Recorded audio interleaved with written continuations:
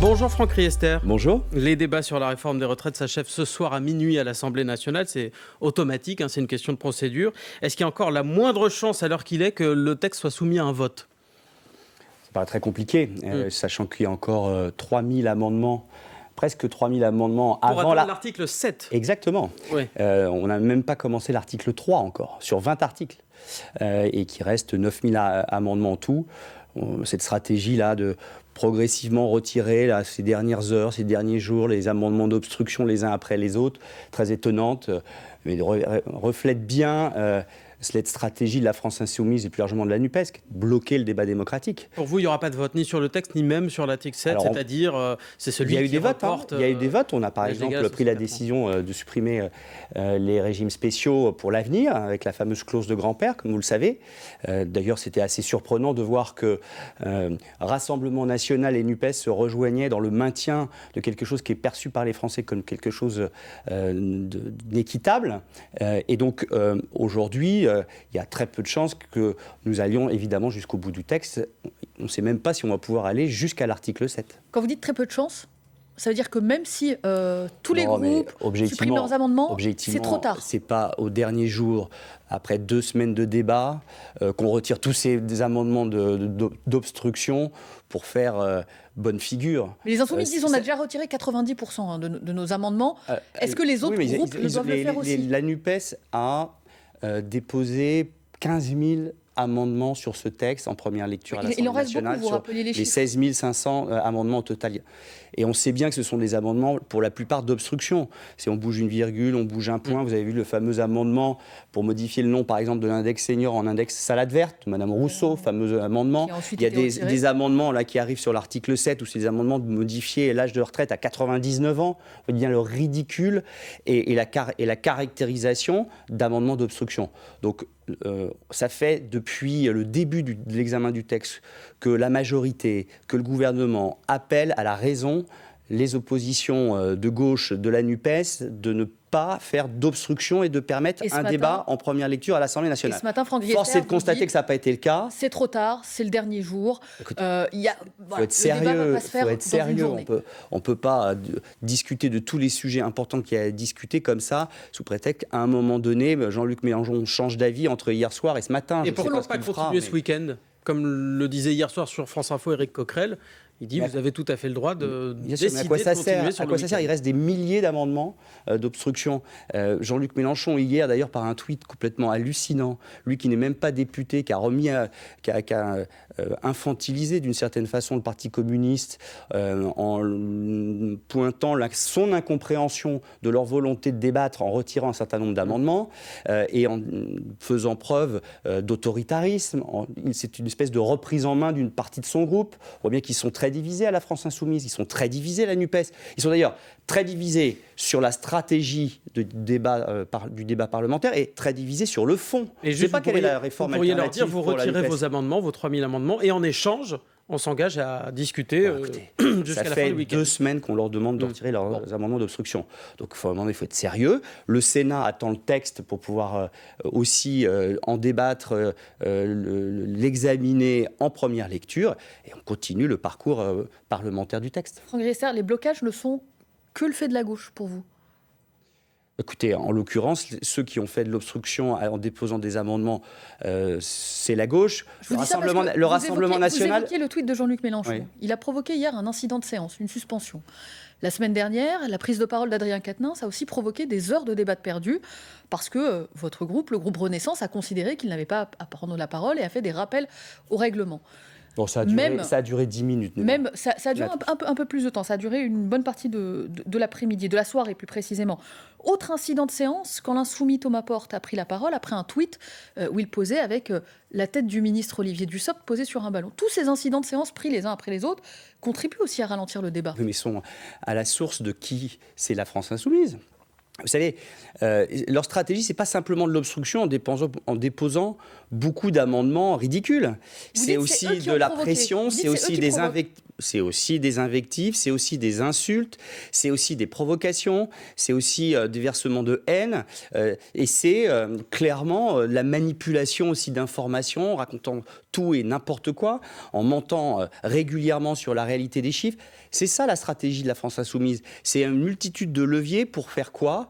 Pour créer du désordre, pour créer de la tension, pour essayer d'enflammer le débat, et puis surtout pour cacher ce qu'est le projet alternatif qui n'existe pas de la NUPES, puisqu'ils sont divisés sur le projet, avec un seul point commun qui les rassemble, c'est taxer, imposer, augmenter les cotisations. Ça a été le festival pendant 2 semaines de propositions de taxes et d'impôts en tout genre, pour pénaliser le pouvoir d'achat de nos compatriotes, pénaliser la compétitivité des entreprises, et pour pénaliser finalement le pouvoir d'achat aussi des retraités. Alors, les débats vont sans doute quand même être prolongés de quelques heures, puisque le RN a déposé une motion de censure. Il sera décidé d'ailleurs ce matin si elle sera examinée à l'issue de la séance, c'est-à-dire après minuit ou demain matin. Est-ce qu'il y a des craintes particulières du côté du gouvernement ? Non, qu'il y ait une coalition des oppositions ? Non, parce qu'il n'y a pas de projet alternatif. Vous savez, le Rassemblement national, c'est le vide sidéral de leur projet alternatif et de leurs propositions. Ils n'ont rien à dire, rien à proposer. Ils critiquent, ils s'opposent, mais ils ne proposent rien. C'est facile de critiquer quand on n'a rien à proposer. Nous, on assume nos responsabilités. Mais c'est juste une question de proposer quelque chose. Il n'y a pas une majorité de rejet qui pourrait se créer Écoutez, ce soir ou demain. Je ne le crois pas. Je crois que d'ailleurs la NUPES a plus ou moins déjà annoncé qu'il ne voterait pas cette motion de censure, et les LR aussi. Donc clairement, il n'y a aucun risque que cette motion de censure soit votée, mais c'est quelque part le dernier outil qu'utilise le Front National pour essayer d'exister dans un débat où ils ont été totalement absents, parce que sans proposition alternative. Encore une fois, nous avons dit très clairement, avec beaucoup de sens de la responsabilité, qu'il y avait un problème d'équilibre financier pour notre système de retraite par répartition, et qu'il fallait donc prendre des décisions pour garantir l'avenir de ce système qui est le cœur de notre modèle social, au cœur de notre solidarité intergénérationnelle. Et donc nous demandons effectivement un effort aux Français de travailler progressivement plus longtemps, pendant que les autres sont dans la démagogie ou les propositions irréalistes. Franck Riester, ministre délégué chargé des relations avec le Parlement, invité de 8h30. Vous restez avec nous. 8h40, c'est le fil info. Mathilde Romagnan.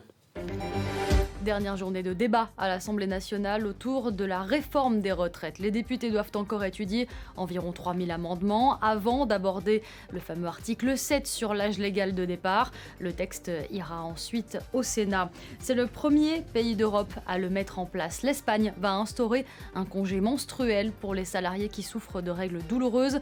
Les députés espagnols ont adopté hier un texte en ce sens.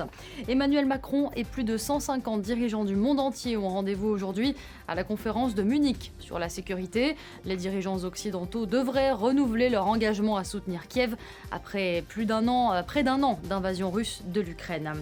Bruce Willis souffre d'une forme de démence incurable, annonce hier de la famille de l'acteur américain de 67 ans. Sa maladie s'est aggravée et il avait déjà mis fin à sa carrière l'an passé à cause d'une aphasie, un trouble du langage causé par des lésions cérébrales. France Info. Le 8h30 France Info, Neil Alatrousse, Laurent Sénéchal. Toujours avec Franck Riester, ministre délégué chargé des relations avec le Parlement. On va s'intéresser au fond de votre projet. Une retraite minimale à 85% du SMIC pour les personnes, presque 1 200 € pour les personnes qui ont une carrière complète, rémunérée autour du SMIC. Ça veut dire quoi, une carrière complète autour du SMIC ? Avec une rémunération au SMIC tout le temps de la carrière. Mais c'est quoi le bornage ? C'est-à-dire qu'aujourd'hui, on est sur un SMIC à 1 709 € brut, 1 353 net. Est-ce qu'il faut être à 1 300 ? Est-ce qu'il faut être entre 1 200 et 1 500 ? Est-ce que si il y a des mois où j'ai travaillé, où j'ai gagné beaucoup plus, je ne rentre pas dans le dispositif ? Et cette réforme, elle a comme objectif de permettre de garantir à celles et ceux qui partent en retraite et qui partiront en retraite, de pouvoir avoir une retraite minimum s'ils ont travaillé tout le long de leur vie à temps plein, avec une carrière complète, c'est-à-dire qu'ils ont cotisé le nombre d'années nécessaires. Mais si on et est au passé niveau un petit du peu en SMIC. temps partiel, et par donc exemple, ça marche évidemment plus. les choses vont évoluer au fur et à mesure du temps. C'est pour ça qu'on s'engage sur les 85% du SMIC net. Et pas sur un chiffre sur le temps long. Les 1 200 € sont pour l'été, la mise en œuvre de la réforme à l'été, mais sur le temps long, les choses évolueront puisque le SMIC évoluera. C'est ça qui est intéressant. Mais qui définira autour du SMIC ? C'est cette notion de autour du SMIC qui est quand même un peu floue aujourd'hui dans la présentation qui est faite. Est-ce que ce sera défini par décret après ? Non, alors c'est le principe même de la réforme qui vise à ce que tout le long de la vie, on regardera quel est le niveau de rémunération. Et ça, c'est des calculs justement très compliqués qui seront faits et qui permettra de s'assurer que nos compatriotes qui partent en retraite et qui auront une carrière complète à taux plein, enfin à temps complet, pourront avoir 85% du SMIC net du moment où ils partiront en retraite. Bon, donc si je vous comprends, on saura plus tard quel est le bornage en termes de salaire. Vous dites la réforme entrera... Maintenant, c'est au niveau du SMIC. Mais au niveau, SMIC. au niveau juridiquement, c'est une base un peu floue. C'est-à-dire que, voilà, si quelqu'un fait des mois à 1500 net, d'autres à 1200... Je veux bien qu'on passe toute l'émission à redire la même question et je vous apporte la même réponse, mais... Non, moi, de ce que je comprends, c'est que le bornage exact n'est pas défini aujourd'hui. C'est pas un bornage, c'est un niveau. Mais un niveau de combien autour du SMIC ? Le SMIC évolue, donc c'est le niveau du SMIC. Et les carrières des gens il a évolué dans le passé. Pile le SMIC, il faut gagner un peu moins, un peu plus, c'est ça qu'on ne comprend pas. C'est le niveau du SMIC tout au long de sa carrière. Donc le niveau du SMIC. Et vous dites donc entrée en vigueur dès cet été. Est-ce que ça veut dire que dès cet été, si je fais partie des 250 000 retraités actuels éligibles à cette retraite minimale, ou si je suis un futur retraité avec une carrière complète, donc autour du SMIC, dès le mois de septembre, j'ai 1 200 € de retraite minimale? Ou est-ce que c'est en 2030 ? Non, c'est à partir de la mise en œuvre de la réforme, donc en 2023, où ceux qui partiront en retraite, qui auront une carrière complète à plein temps au niveau du SMIC, dès le mois de septembre, avoir 85% du SMIC net au moment de la mise en œuvre de la réforme.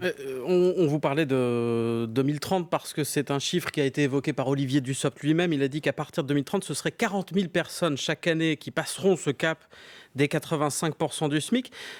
Il a dit ça mardi, Olivier Dussopt, et la veille sur France Info, on lui avait posé la même question. Voici sa réponse. Vous dire aujourd'hui, mois par mois, je sais exactement combien de personnes vont être concernées par un départ à la retraite, avec 168 trimestres aujourd'hui, 172 demain, une moyenne au SMIC et à temps plein, c'est un exercice de voyance. Je vous pose la question différemment, Olivier Ce que nous Dussopt. savons calculer, c'est le fait que 200 000 retraités par an sur 800 000 vont avoir une pension meilleure grâce à cette réforme que sans la réforme. Il parlait de voyance. Il est devenu voyant depuis, donc, parce que maintenant on a le chiffre. Il y a des 40 000 calculs personnes prévisionnels qui font 2030. que, par exemple, sur la génération 72, 40 000 pourront bénéficier de... Mais il n'avait pas regardé ces chiffres avant. Mais si, mais... Ils viennent d'où ? Ça vient d'où, ce chiffre de 40 000 personnes ? de ces services. Mais d'ailleurs, c'est intéressant, puisqu'il y a cette question des 85% du SMIC net pour carrière complète à temps plein au niveau du SMIC, mais il y a aussi des revalorisations pour les autres. Par exemple, sur les retraités actuels, c'est 1 800 000 retraités actuels à l'été 2023, la mise en œuvre de la réforme, qui pourront bénéficier d'une revalorisation. Mais entre 1 et 100 euros. Et plutôt autour de 30 euros. Par exemple, il donnait un chiffre très clair, c'est qu'il y en a 900 000 qui auront entre 70 et 100 euros de revalorisation à partir de l'été 2023. Donc la moitié. Comme on estime, c'est ce qu'a rappelé Olivier Dussopt, que en gros un quart de ceux qui partent en retraite pourront avoir une revalorisation du fait de cette réforme. La question de la source de ce chiffre-là, des 40 000 bénéficiaires par an, de ces 85% du SMIC pour une carrière complète, donc on le rappelle, quelqu'un qui aurait gagné toute sa carrière autour du SMIC. La question d'où vient ce chiffre, elle a été posée hier à l'Assemblée nationale par le socialiste Jérôme Guedj. Sa question et la réponse d'Olivier Dussopt. Quand avez-vous eu communication et par qui d'informations à l'appui desquelles vous indiquez 40 000 personnes qui bénéficieront? Je travaille avec mon cabinet, je travaille avec une multitude de services. Je n'ai pas à rendre de compte ni sur les canaux, ni sur la manière dont je fais les prévisions. Et par ailleurs, si vous souhaitiez avoir ces renseignements, vous aviez, comme vous l'avez dit, qu'à ouvrir l'étude d'impact. Bon, sauf que le chiffre n'est pas exactement dans l'étude d'impact, mais sur la phrase « je n'ai pas à rendre de compte », vous êtes ministre des Relations avec le Parlement, un ministre qui dit à la représentation nationale, je n'ai pas à vous rendre de compte. Est-ce que ça vous choque ? Est-ce que c'est malhabile ? Olivier Dussopt répond à toutes les questions, très disponible, avec beaucoup de précision, et malgré les attaques et les invectives parfois scandaleuses dont il est la victime. Mais vous voyez, ce qui s'est passé là avec Jérôme Guedj est très révélateur. Ils sont incapables d'avoir un projet alternatif crédible. Ils voient bien que leur stratégie d'obstruction choque les Français, et donc ils essayent tous les subterfuges. Alors, il a fait son coup, Jérôme Guedj, hier, qui a fait d'ailleurs pchit, et il essaye de donner le sentiment qu'il y aurait des choses cachées, que les choses ne seraient pas claires, etc. C'est leur stratégie depuis le départ. Pour nos auditeurs, vous évoquez le fait que Jérôme Guedj se soit rendu au ministère et ait demandé à pouvoir consulter les pièces et les sources sur lesquelles se basait cette réforme des retraites et cette évaluation, pour que tout le monde ait le même niveau d'information. Pour vous, c'était un coup que voulait faire Jérôme Guedj ? La question n'était pas forcément légitime. On voit bien que, oui, encore une fois, il n'arrive pas à débattre du fond en détail, puisqu'il y a cette stratégie d'obstruction qui fait qu'aujourd'hui, après 2 semaines de débat, on n'est même pas encore à l'article 3, et donc ils essayent de faire des coups comme cela.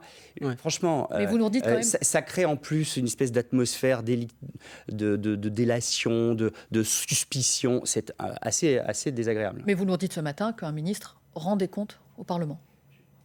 Le ministre répond évidemment aux questions du Parlement, et c'est ce que fait Olivier Dussopt depuis le début, avec beaucoup de calme, malgré pour autant les invectives, les cris, les hues, qui sont la caractéristique de ce débat aujourd'hui. Franck Riester, vous le disiez, il y a eu quand même quelques votes sur ce texte depuis le début, et notamment un vote contre l'une de vos mesures, l'index senior, qui a été supprimé à l'Assemblée, avec les voix d'ailleurs de la droite. Est-ce qu'il va revenir, vous l'espérez, au Sénat, cet index senior, puisque le texte va aller au Sénat? Oui, Olivier Dussopt l'a rappelé, on verra avec le Sénat comment les choses se mettent en place, mais c'est assez paradoxal que beaucoup disaient au gouvernement, vous ne faites pas assez sur les seniors, et au moment où on propose quelque chose en lien avec la majorité, en lien avec les organisations syndicales, quelque chose qui permet d'abord de la transparence sur ce qui se passe dans les entreprises, et qui permet d'inciter les entreprises à mieux prendre en compte cette question essentielle qui est la place des seniors dans l'entreprise, avec cette coalition des oppositions contre cette index. Mais y compris senior. la droite. Y compris la droite qui s'est opposée à cet index. Oui, je le regrette. Mais enfin, ce qui était frappant, c'était Rassemblement National et à nouveau NUPES. Mais je dis la droite parce que c'est elle qui a la majorité au Sénat. Vous craignez que l'index senior soit définitivement enterré ? Ça fera partie des débats, mais je sais que les sénateurs sont aussi attachés à la façon dont on prend mieux en compte dans l'entreprise les seniors. Ouais, et il y a d'autres outils possibles peut-être. Vous savez, depuis le début de ce débat sur la réforme des retraites, nous sommes à l'écoute et nous enrichissons, complétons, modifions le texte en écoutant ce qui est dit. Rappelons-nous quand même que l'engagement du président de la République et des députés de la majorité dans leur campagne, c'était de repousser l'âge de départ en retraite à 65 ans. Mais nous avons écouté l'organisation syndicale, nous avons écouté les sénateurs, nous avons écouté les organisations syndicales, nous avons écouté les députés de la majorité, et nous avons pris la décision de faire une réforme avec un report de l'âge à 64 ans, une accélération de la réforme de Madame Touraine. C'est la preuve de notre volonté d'écouter. Nous avons élargi, on en parlait tout à l'heure, la revalorisation d'un certain nombre de pensions de retraite, pas simplement aux retraités nouveaux, mais aussi aux retraités existants. Nous avons élargi et assoupli le dispositif de carrière longue. On est à l'écoute. Et on sera à l'écoute aussi de ce qui est dit au Sénat, en gardant le cap de la réforme, qui est l'équilibre du système de retraite par répartition pour garantir les retraites de nos compatriotes et pérenniser un système important. Que je comprends bien, vous dites qu'il reste des choses à discuter ou à amender au Sénat. Tout n'a pas été mis sur la table. Écoutez, il y aura un débat au Sénat, les sénateurs vont faire des propositions, ils vont voter des choses, on aura un dialogue avec eux. C'est ça la démocratie et c'est ça le parcours parlementaire. Vous savez, depuis le début du quinquennat, c'est toujours ce qui a été fait. Oui. Nous avons veillé de discuter avec Assemblée nationale et Sénat, avec la majorité qui suit le président de la République et les oppositions constructives pour bâtir des majorités et des textes les plus pertinents possibles. Et d'ailleurs, hors le projet de loi de finances et le projet de loi de finances de la sécurité sociale qui sont sont des marqueurs de l'appartenance à l'opposition, tous les autres textes ont trouvé des majorités plus larges que la majorité présidentielle avec cette méthode-là. Franck Riester, ministre délégué chargé des relations avec le Parlement, invité du 8h30. Vous restez avec nous. 8h52, c'est le fil info. Mathilde Romagnan. Il y a très peu de chances que nous allions jusqu'au bout du texte. Déclaration ce matin sur France Info de Franck Riester. Le ministre délégué chargé des relations avec le Parlement accuse la gauche de faire obstruction à la réforme des retraites. C'est le dernier jour de son examen devant l'Assemblée nationale. Il reste aux députés environ 3000 amendements à étudier avant d'aborder l'article 7 sur l'âge légal de départ. L'Espagne a voté hier un projet de loi créant un congé menstruel. Les salariés souffrant de règles douloureuses pourront se faire prescrire un arrêt maladie auprès de leur médecin. C'est le premier pays d'Europe à instaurer ce type de mesure. Le président américain Joe Biden veut s'entretenir avec son homologue chinois après une série de destructions d'objets non identifiés volant au-dessus des États-Unis, dont un ballon chinois jugé espion par Washington. Le foot. France Info.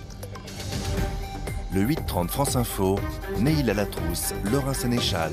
Toujours avec Franck Riester, ministre délégué chargé des relations avec le Parlement. Il y a quelques instants, vous évoquiez ce texte qui arrive début mars au Sénat, cette réforme des retraites. Dernier jour de débat aujourd'hui à l'Assemblée nationale et début mars, donc le Sénat qui s'en saisit. Le président du groupe Les Républicains au Sénat, Bruno Retailleau, estime que la réforme en fait est déjà un peu vidée de sa substance, que toutes les concessions qui ont été faites au niveau de l'Assemblée nationale rognent l'équilibre budgétaire, ou en tout cas le sérieux budgétaire de cette réforme-là. Est-ce qu'il va falloir revenir au Sénat sur les concessions faites à l'Assemblée ? Non, mais il y aura un débat au Sénat. Nous avons 10 jours de prévu de débat au Sénat. A priori, les choses seront plus faciles qu'à l'Assemblée nationale pour débattre sereinement. On verra comment les choses se mettent en place. En tout cas, bien évidemment, le texte va pouvoir être débattu. Il y aura des propositions du Sénat, il y aura des votes. Nous donnerons notre regard sur les propositions qui seront faites. Voilà, c'est ça, encore une fois, le passage légitime, démocratique au Parlement. Et j'espère que les choses seront positives. Les sénateurs ont pris l'habitude de voter chaque année dans le budget, d'ailleurs, leur propre réforme des retraites. Ouais. Il n'est pas question pour vous de reprendre la réforme des retraites telle que présentée par le Sénat chaque année. On a regardé dans la définition de cette réforme les choses qui avaient été proposées par les uns et les autres, et notamment les sénateurs. Mais par rapport à ce que vous disiez tout à l'heure, que les choses soient claires, nous, le cap, il est clair financier. Ça sera l'équilibre.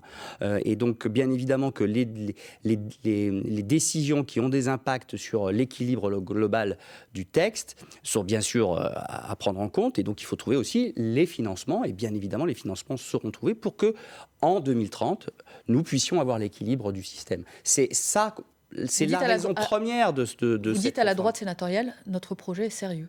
Oui, bien sûr, bien sûr. Il a pour vocation à trouver, il permet de générer 18 milliards en gros en 2030, et sur ces 18 milliards, on en utilise 5 pour les mesures de justice et de progrès, et 13 milliards pour le déficit, parce que ce sont les prévisions. Y compris après les concessions qui ont été faites. Il y a toujours 13 milliards en tout d'économies. C'est l'objectif en 2030, et nous y parviendrons. Est-ce que vous craignez, Franck Riester, la journée d'action du 7 mars ? Est-ce que vous craignez une France bloquée, puisque c'est le mot d'ordre des syndicats, la France à l'arrêt ? Ouais, vous savez, une France bloquée, c'est jamais une bonne nouvelle pour la France et pour les Français. Et donc, évidemment, on souhaite que la mobilisation sociale qui existe et qui est normale, regardez tout, dans l'histoire des réformes des retraites, il y a toujours eu une mobilisation sociale, continue de se faire en bon ordre, et c'est le cas depuis le début, et sans bloquer le pays, parce que c'est des conséquences pour celles et ceux qui veulent travailler, pour celles et ceux qui vont à l'école, pour celles et ceux qui ont une vie et qui doivent continuer malgré la mobilisation. Et qui soutiennent le mouvement d'opposition à la réforme des retraites. C'est ce que montrent toutes les enquêtes d'opinion. Bien sûr, et c'est tout à fait légitime. Nous sommes une grande démocratie. La mobilisation sociale s'exprime dans des manifestations, s'exprime aussi parfois dans des grèves, mais surtout le blocage, c'est jamais une bonne nouvelle. Vous savez, les gens qui ont besoin d'aller travailler, s'ils ne peuvent pas y aller parce que la France est bloquée, c'est pas une bonne chose. Hier, c'était un essoufflement, un peu moins de monde, ou c'était juste les vacances ? Je ne sais pas, moi je ne fais pas l'analyse du niveau de mobilisation. Elle reste on voit forte, bien la qu'il y a une mobilisation, mobilisation, on voit bien qu'il y a une opposition pour un certain nombre de nos compatriotes à cette réforme. Eh bien, on continue d'expliquer, de répondre et d'améliorer le texte. Et c'est ce qui est fait à l'Assemblée nationale quand on peut, entre deux invectives et des dizaines ou voire centaines, voire milliers d'amendements d'obstruction, et ce qu'on continuera de faire au Sénat.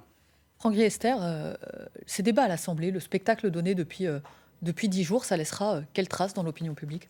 Ça va nourrir, par exemple, l'antiparlementarisme? J'espère pas. En tout cas, c'est sûr que l'image que certains donnaient du travail à l'Assemblée nationale est catastrophique. Qu'est-ce qu'il faut changer? Mais je pense qu'en tout cas, rien ne serait pire que de prendre des décisions à chaud. Il faut prendre du temps.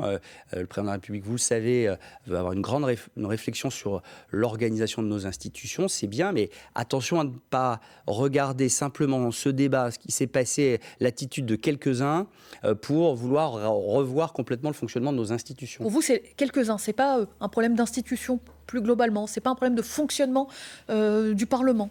Le comportement des députés insoumis et d'un certain nombre de députés NUPES est un comportement qui peut évoluer avec soit d'autres députés, soit avec ceux-là qui changeraient de comportement. Donc il ne faut pas tout mélanger. Il ne faut pas mélanger les institutions et le comportement de certains qui essayent de créer du désordre dans la rue et à l'Assemblée nationale. Et vous le disiez tout à l'heure, hein, aucun risque selon vous que la motion de censure soit votée, qu'il y ait une majorité pour cette motion de censure Rassemblement national. On apprend à l'instant qu'elle sera débattue ce soir à partir de minuit. C'est donc le choix qui a finalement été fait. Vous maintenez votre position. Aucun risque qu'elle soit adoptée d'après vous. Les députés se prononceront, mais d'après les déclarations des uns et des autres, il semble effectivement que cette motion ne puisse pas être votée. Franck Riester, merci beaucoup, invité du 8-30, ministre délégué chargé des relations avec le Parlement. Bonne journée.